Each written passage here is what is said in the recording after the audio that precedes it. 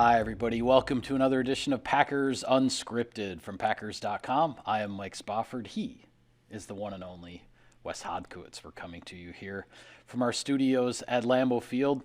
And Wes, we're going to review the draft class a little bit more, continuing our discussion from our previous show. But before we get to that, we have to talk about London, my friend. It is official now. The date, the opponent, it has all been set. It is Week 5, October 9th.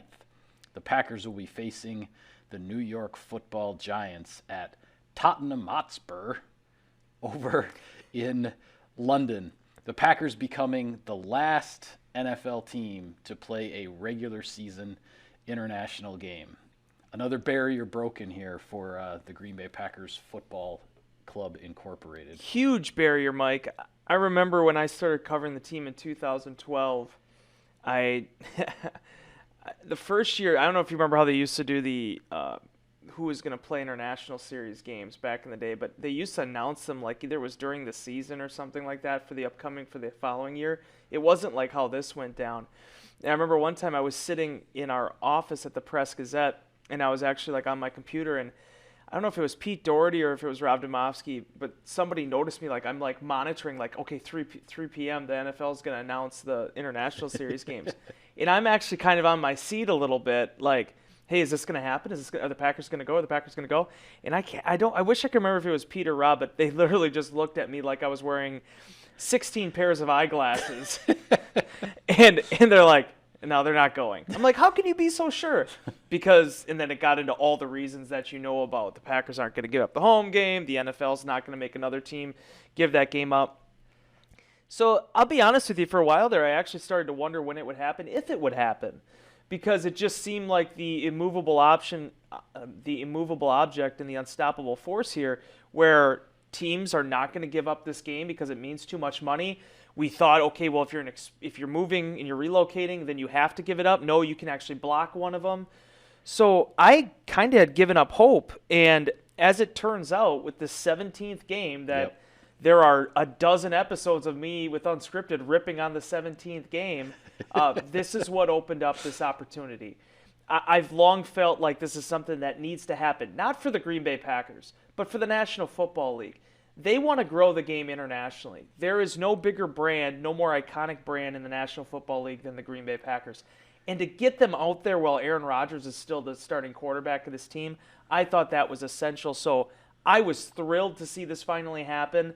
The Giants, an early morning game in terms of the United States, it's going to be a really interesting festivity. And in a game in which there's so much rudimentariness and so much you just get in the same rotation year after year. It's cool to have kind of a new event to cover. Yeah, absolutely. It's going to be a very, very interesting and exciting change of pace in the middle of the 2022 schedule. And we all know from the communication we get, an insider inbox from the fans. I mean, the number of fans, Packers fans in the UK, in Europe in general, they have been dying for this opportunity. And there are only, 65,000 seats or something like that at Tottenham Hotspur. So this is going to be one Hotspur of a ticket.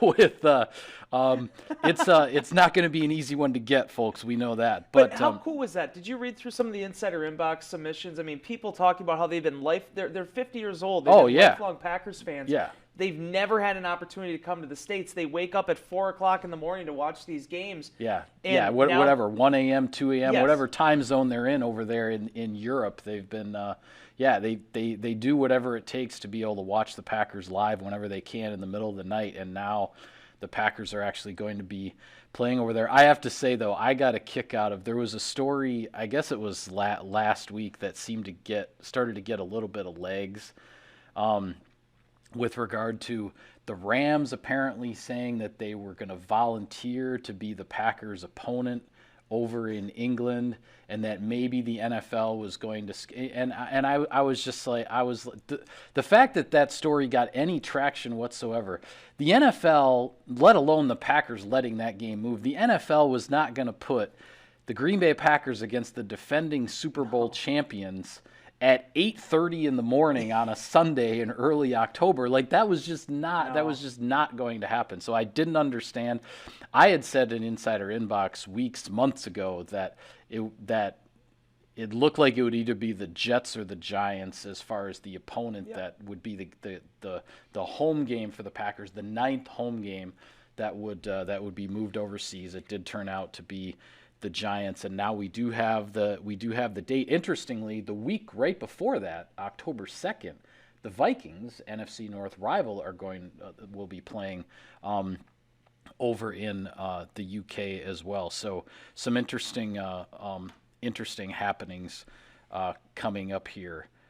Before we get back to some questions with regard to the Packers draft class, I'll take care of some sponsor business, Wes. Sirius XM NFL Radio delivers hard-hitting analysis and up-to-the-minute NFL news that true football fanatics need 24/7, 365. And at Cousin Subs, we have something for everyone, like our Wisconsin cheese curds, mac and cheese, golden fries, and creamy shakes, all paired with your favorite sub or sub in a bowl. Cousin Subs, we believe in better. All right.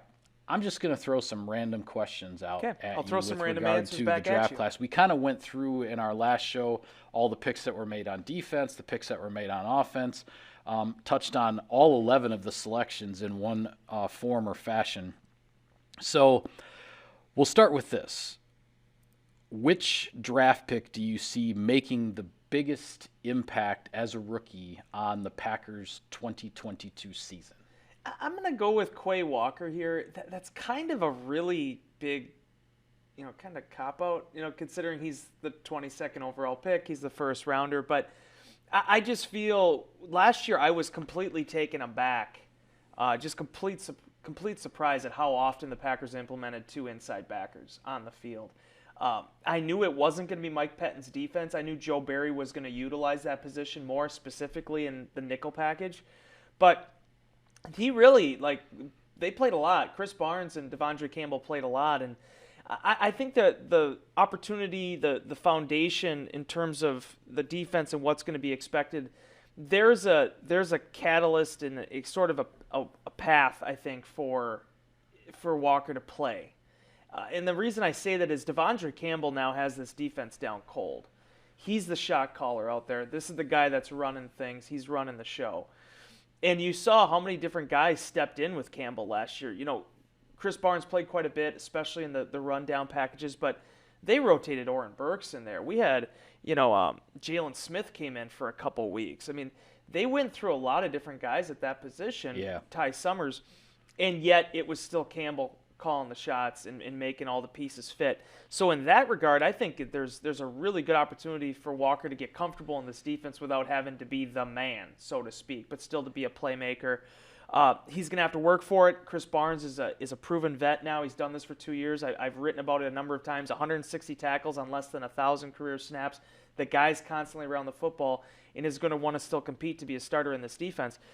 With Walker, there's just at 6'3", 240 pounds, there's so many ways Green Bay can utilize him. We may see some 4-3 packages. We saw a couple of those last year. I just feel like the path is there for that young man to be able to make a year-one impact. I like that. I like that selection, and as much as I would like to say, and I do think it would be extremely beneficial to the Packers, quite frankly, if Christian Watson is the rookie that makes the biggest impact, because I expect Allen Lazard and Randall Cobb in particular to be able to produce in this offense with their relationship with Aaron Rodgers. Right. If we're talking about a major rookie impact from Christian Watson, that's going to be a sign that he and Aaron Rodgers have gotten on the same page fairly quickly, fairly smoothly. I think that could be a huge thing for this Packers offense. But I hesitate to say that just because of those guys like Lazard and Cobb and possibly Sammy Watkins in that receiver room. So I'm going to go with Devonte Wyatt, and this is why I'm going to say that. He certainly gives the Packers a big rotational piece on that defensive line. Kenny Clark and Dean Lowry being those two veteran stalwarts that you have there. But I can see a lot of potential third downs with this defense where the four-man rush that you'd like to get home with 4, right? So you don't have to blitz, you don't have to compromise your coverage. The four-man rush is Preston Smith and Rashawn Gary on the edges, and Kenny Clark and Devonte Wyatt on the inside. Now, when 3 of the other 4 are Rashawn Gary, Preston Smith, and Kenny Clark, chances are Devonte Wyatt is going to be blocked one-on-one, right? He's going to be singled up way more often than not. And I think potentially in this third down defense, if Joe Barry doesn't need to go crazy with the blitzes, that a guy like Wyatt could get a lot done. And you remember the end of last season when they started using some of those double A gap pressures too with Campbell, even Kevin King was kind of using some of that as well near the end of the season. Yeah. They started stressing all points, all gaps on the offensive line, and I really see that with this group. It's such an evenly balanced group. Certainly, Preston Smith is the high-earning guy, a guy that's been doing this for 8-9 years now. Kenny Clark has been to 2 Pro Bowls. So the areas of emphasis are still going to be there, but there's a lot of different ways that they can really test that chain and try to find the weakest link and why it fits into that perfectly. Yeah, but I will say also, going back to your point in talking about Walker maybe is a guy that Joe Barry decides to cut loose on third downs. Yeah. You just look at the video from the national championship game against Alabama. Yeah. Quay Walker had 6 quarterback pressures in that game as an off-the-ball linebacker. I mean, he was turned loose in the pass rush for all the marbles in college football, and he delivered a big-time performance. And to mention one thing about Watson, too, I'm not expecting this young man to come in and completely run the route tree and know everything where he's supposed to be at all times with Aaron Rodgers. But one thing that really gets lost in that 2018 season that I know a lot of people want to forget was the fact of how impactful Marquez Valdes-Scantling was in a limited capacity as a rookie. Yeah. I mean, his home run potential, it showed right from the start. Now a little bit more veteran player, a guy that was basically used that way at USF, fit well into that capacity. But I think it just does go to show you that Watson can be a player. He can do certain things in this offense right off the bat. It's just going to be the larger entree, I think, is going to be the question because, again, it's a huge playbook, and there's a lot of guys coming in trying to figure out exactly where they fit into the whole equation. Yeah, all right. Next question.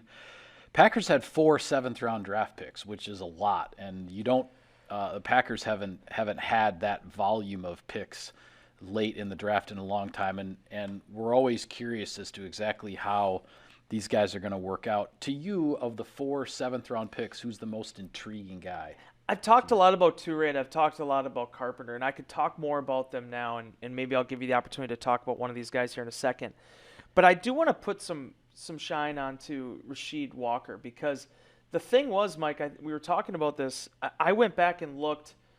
I always like to look at – I don't care about what people are mocking for next year. People always like to do their way too early mock drafts for next year. They're right. rarely correct. I mean, the Howell kid was mocked as a top 10 pick. I think he went towards the back end of it, the quarterback from North Carolina. Right.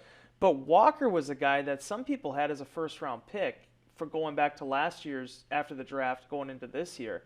And nothing's changed with this guy. I mean, he had to battle some injuries, and there might be some things that I think people might have perseverated on as far as his makeup. But he's still a guy that started 32 games at left tackle for Penn State, a competitive Big Ten team, and has a lot of experience to lean back on. I think that he's going to be when you're talking about trying to find guys in the 7th round, Elliot Wolf used to talk about it. You're looking for traits. You're looking for an attribute. You're looking for something that stands out. To me, I think there's a lot that stands out with Walker. It's just a matter of, can they just get him in here, forget about the injuries, forget about everything else, just treat him like every other prospect, and see if you might have something there. Because if you can find in a third day left tackle prospect or right tackle prospect, that can be a major hit. The Packers have had so much success on that third day unearthing incredible athletes. And I feel like, when you look at Walker's makeup, this guy has a lot to offer from a prospect standpoint and a recruit standpoint. I'm excited to see him in a Packers uniform. Yeah, it's interesting that your answer to this question was Walker, because I was going to test your knowledge, your trivia a little bit. I mentioned the Packers took 4 players in the 7th round. Back when, if I'm doing my math right, you were somewhere in junior high, the Packers had 5 7th-round picks one year. And one of those guys is in the Packers Hall of Fame. Marco Rivera? No. No, I'd have been too young. Mark Tauscher. Mark Tauscher. Sorry. Yes. I don't know why I was thinking. Yeah. Mark Tauscher, 7th-round pick, who's now in the Packers Hall of Fame. The Packers had 5 7th-round picks that year that they drafted Mark Tauscher. He was the first of the 5 seventh-round picks. He ended up, if I'm not mistaken, it was week 2 of his rookie year. Earl Dotson at right tackle gets injured.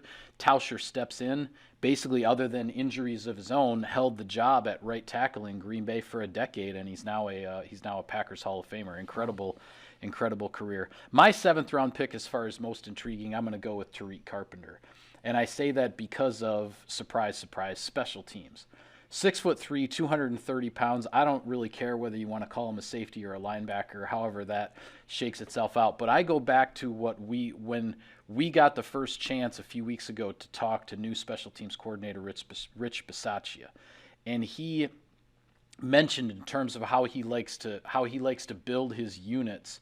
He talked about his core, his foundation is to find the 6 players on your punt team, essentially your punt protection team, aside from your long snapper, aside from your punter, aside from your gunners, your 6 guys that sort of form the inner core of that punt team. And those are the guys who oftentimes become the regulars on all of the different special teams units. And a guy like Carpenter, I know he's a rookie and he's going to have a lot to learn, but he's going to have a great teacher in Bisaccia to potentially learn all this stuff.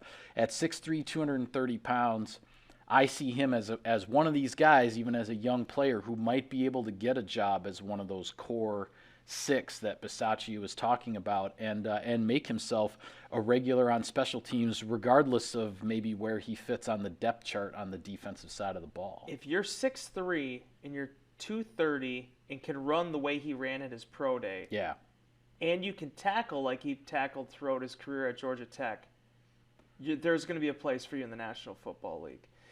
It won't be easy. It's going to be a challenge, especially it's never easy for a rookie coming in. We talk so much about offense and defense, guys coming in as rookies. It's not easy to do that in special teams either. I think sometimes we take that for granted. They just think, well, he's a bottom of the roster guy. He's number 40 through 53. He'll be great on special teams, and you stop thinking about it. No, there's a transition there too. You have to understand all the terminology. You need to understand what's asked of you in all these specific units. But it seems like Carpenter has a really good base for it, foundation, an intelligent kid. Was one of the captains over there at Georgia Tech. He's a little bit more of a veteran side of things. I just feel like, Mike, there were so many people that for years didn't fully appreciate Jared Bush, and I was one of them that actually did, because I'll never forget the time that Joe Witt was talking to us in the atrium, the former Packers quarterbacks coach, and he said, the thing about Bush, take away all the special team stuff, which is what he was known for during his 9 years here. He knows how to play 7 positions in the defense. He could have played the Mike linebacker if they needed him to, just based on how things worked out. But what stood out to me the most about it is that he was always accountable to those spots. If he got thrown in there, he was ready for it. And he was just such a steady Eddie on special teams as a gunner, as a coverage guy. And you need to have some of those guys, because it's not just about what that individual person does. It's about how that individual person affects the rest of the unit. Yeah. That's what Green Bay needs right now. Well, it's neat that you mentioned a guy like Jared Bush. I mean, I got to know JB pretty well. I covered his entire career here, and of course, I'll never forget him. You talk about learning all these spots on defense and being accountable. He gets thrown in there in the Super Bowl, and he gets an interception of Ben Roethlisberger in the Super Bowl when the Packers had all kinds of injuries going on. But yes, special teams was first and foremost what he did. Next question. What is the most interesting competition that has been created by this draft class? You know exactly where I'm jumping here. It's offensive line. Yep. It has to be. 9 offensive linemen selected in the last 3 drafts, 8 of which are still in Green Bay right now. Obviously, Simon Stepanek retired. But 8 guys, in addition to David Bakhtiari and Elton Jenkins and all these other veterans that they've had in there as well. That competition, trying to figure out how to set a starting 5, it is a good problem to have, because I can't do it right now. It's difficult. I mean, Yosh Nijman, the way he played last season. And the weird thing is, Mike, you hope there won't be injuries affecting this like last year, but these things always have a way of working themselves out, but it's worked out through competition. It's worked out through training camp. It's worked out through preseason games, one-on-one blocking drills. There's so many things that kind of go into it. And what Green Bay is going to want to do, and I can already tell you what Luke Buckis's message is going to be to his offensive lineman before the week 1 game is, okay, this is the starting 5 we're going with. Everybody else that's here on the 53, you got to be ready. Right. And if you need any more evidence of that, throw on the tape from last season. So even the year before, to a certain extent. Yep. Because Lucas Patrick is gone. That's your backup center. That's a guy that's had a lot of experience at the guard spots. Billy Turner's gone, a guy that started both positions, guard and tackle for Green Bay. Right. It's not about what the starting 5 is. It's about who's stepping up at each of those spots if somebody else goes down. So to get in a Zach Tom, to be able to draft a Sean Ryan, mid-round draft picks, prime cut draft picks for what the Packers have had success at that position, that's going to be the position all summer long. I'm going to be watching with a fine eye on. Yeah, I think this is going to be really interesting. I'm not going to be able to pick a different position as far as competition in terms of answering this question, because I am 100% with you that it's about the offensive line with what Brian Gutekunst invested with the draft picks in this class. Because you mentioned Rasheed Walker, the 7th round pick. It looks like he's the one guy that they're not necessarily talking about as much with position versatility, that he's going to play tackle. I could see him definitely competing with Yosh Nijman for a starting spot there at right tackle. You mentioned Sean Ryan, Zach Tom, 3rd and 4th round draft picks. Positional versatility, guys that could play tackle, could play guard. Tom obviously also has experience playing center. Does Sean Ryan push Royce Newman at right guard? Does Zach Tom get a chance to maybe push John Runyon at left guard? I'm just throwing out possibilities here, right? I don't know. When I look at it right now, there's health questions aside, David Bakhtiari at left tackle and Josh Myers at center are the guys that I 100% expect to be starting on this offensive line when the 2022 season gets underway. But for as good a season as John Runyon, had at left guard, that's not to say that his spot is safe. Certainly Royce Newman's spot at right guard is not safe. Yosh Nijman will be presumably shifting from left tackle, where he started half the season, over to right tackle to try to win a starting job there. And these draft picks are going to come in and battle him. I think it's going to be very, very interesting to see exactly how this shakes out. Because as we talked about on our last show, after last year's draft, we weren't talking about Royce Newman as a 4th round pick from Mississippi being the starting right guard in week 1, but lo and behold, that's what ended up happening, right? So who knows at this point how this is exactly going to shake itself out. Yeah, and then just to close on this too, I'll also throw out, to switch up the positions, the receiver battle is going to be really interesting to watch. Oh, sure. Absolutely. Because the one thing I don't think people realize, because someone asked an insider inbox, well, would you look at a Jarvis Landry? Would you look at a Will Fuller? My response to it is they've already done this. I mean, when you look at Watkins coming in, that's the one outside signing, but the Packers currently have 6 guys on the roster that have played in NFL games, some for a full season. Most of them, all of them for a full season. Rico Gafford, I think, played 2 years with the Raiders. So they have experience. And now they have 3 draft picks. They have a couple undrafted free agents, including the kid from Wisconsin that came in now too. Yeah, Danny Davis. So they have the competition they're looking for. The only thing that's different than previous years is you don't know how 1, 2, 3 is slotted on the depth chart. You just know that there's going to be guys competing for the 53, and the guys that make the 53 are going to be looking to make the game day roster. The guys looking to make the game day roster are the guys that are going to be trying to be the ones that are playing on Sundays. That is the goal. Yes, there's Randall Cobb. Yes, there's Alan Lazard, but they're going to bring all these guys in. If you're going to be in the equation, you have a chance to play. You got to show that you can handle it. Yeah. All right. Well, one last question before we go. Favorite fun fact that you learned about one of these draft picks? It's got to be the Jonathan Ford one. I'm probably taking the coolest piece of news there. But Jonathan Ford to Darryl Slayton being middle school teammates or basketball or whatever that was, or they're playing together. Like I joked about, you wrote about it, I joked about it in our last one, like, that lunch lady, I mean, my God, I can't imagine what that must have been like. Yeah. But I mean, there was a lot of food moving through that middle school cafeteria. I mean, to feed those 2 young men. TJ even said last year, he's like, basically, I mean, it's pretty easy for him to get up to 360.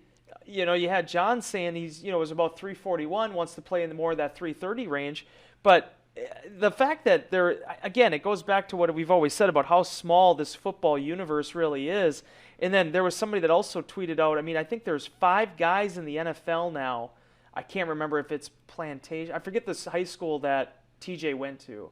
But there's 5 guys from his high school basketball team that are all in the NFL right now. Really? Yeah, Wow. Not counting John. John, I think, might have went to a different high school or something. But, TJ has, just seeing those connections, Yeah. It's always funny because the 6 degrees thing, it really is true. And so Ford and Slayton, those 2 big defensive tackles going to middle school together kind of brought a smile to my face. Yeah, that's pretty cool. I also got a kick out of learning that Kingsley Enigberry's nickname is JJ, and apparently he got that nickname JJ because when he was a young lad, he was a big fan of a children's show called JJ the Jet Plane, which I was not familiar with. I'm not familiar with that one either, but just interesting that I'm usually working during the day, but interesting that he would pick up a nickname from watching a children's TV show. That's one I've never, as far as the origin of a nickname, that's one that I haven't heard before. I kind of got a kick out of it. So I didn't know anything about him at all until the Packers drafted him. I heard his name in the outside linebacker conversation, but in terms of breaking him down, I didn't know. So when Patrick Moore, the Packers scout, goes up there and is like, yep, Kingsley, he goes by JJ, I'm kind of like, okay? Yeah. Tadarius Slayton going by TJ Slayton, I get that, but oh, okay. Yeah. JJ. But hey, JJ the Jet Plane. I'll have to check with my kids if they watched that show. I'm not sure if they did. I don't know. So. Yeah, I usually am pretty far up on the kids shows, with the 4-year-old running around now, but that was a new one for me. Yeah, definitely a new one. Well, with that, we'll call it a wrap on this edition of Packers Unscripted. And a bit of a programming note, we're actually going to, just because of some scheduling conflicts and other things, we're going to take a couple weeks off from the show, but we will be back for some more shows end of May, early June, while the players are still here during OTAs, minicamp, that kind of thing. So we'll be back for some more shows. Just this be honest, spring. I'm holding out for a better contract. That's why we're not doing any more shows. It's all his fault. We'll be back for some more shows later this spring, but we will be taking a couple weeks off before we return. So with that, thank you for tuning in, everybody. Be sure to follow all of our coverage of the team on Packers.com. For Wes, I'm Mike. Take care, and we'll see you next time.